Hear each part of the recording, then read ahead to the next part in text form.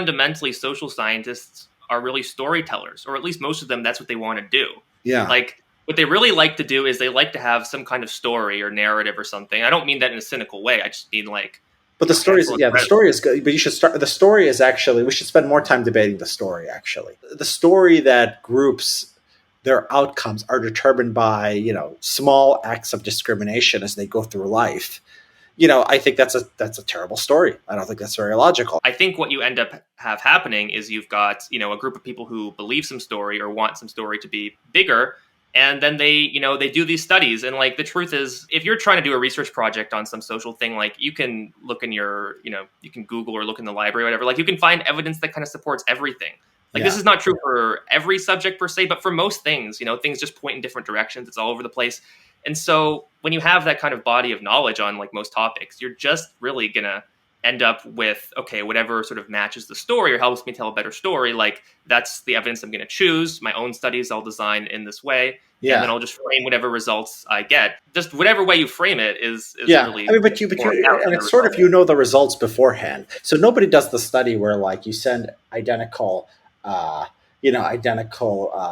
SAT scores to a university and see who gets in, because we know what the results would be. The results are going to be, black people have a massive advantage relative to white people. And so like, sort of like, there's like such a universe of like things you could test. And often what the answer is going to be, or you have like some idea, and then you're just doing the stuff that will support your story. But the big story, right? The narrative, the narratives, that's what we should be debating.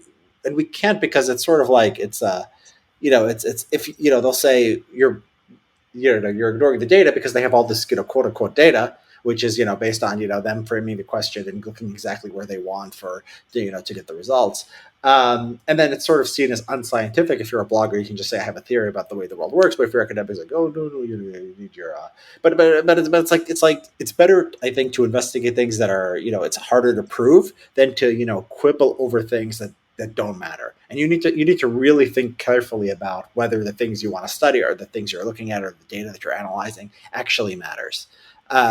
There's no neutral social science. So some people are like, oh, so take politics out of social science. Like, I don't agree with that.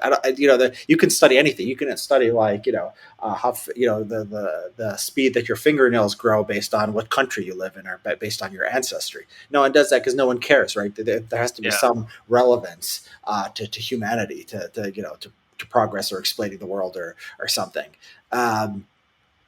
And so, it can't be apolitical or free of values. But, I think the problem with academia, and I think a lot of people don't realize this, it's just the values and the narratives are just wrong. That's it. I mean, that's it. They're just wrong narratives, and we need narratives, but they should be true narratives.